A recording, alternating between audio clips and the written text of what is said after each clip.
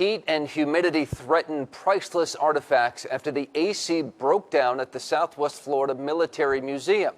NBC2 was there today as the museum was gifted a new air conditioning unit. The donation means the collection of antique military uniforms, flags, and equipment is no longer in danger of deteriorating. NBC2's Joanna Boris shows us the outpouring of support for our veterans. The community has banded together to replace some of the old air conditioning units and tune up some others to make sure the museum's sacred pieces don't deteriorate. Some veterans tell me they're overwhelmed by the support.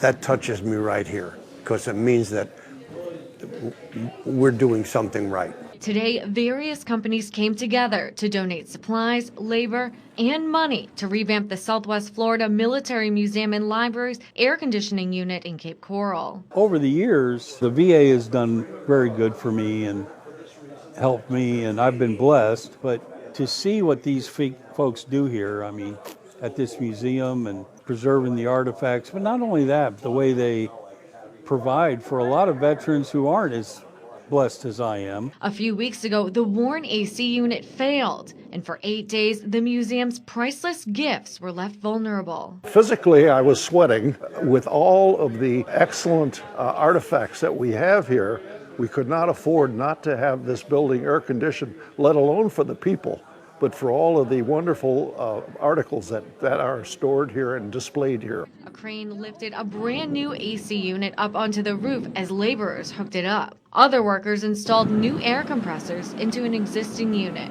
They're not paying a dime. A thoughtful gift from the community for a group of people who don't ask for anything more than to be a surviving part of history. Everything we do here is free. Our admission is free for people to come in here and share the history.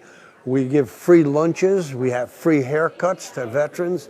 What we need is the community to keep coming in and supporting us. If the museum had to pay out of pocket, it would have cost it roughly $20,000. Thanks to the community, it didn't cost it a penny. In Cape Coral, Joanna Boris, NBC2.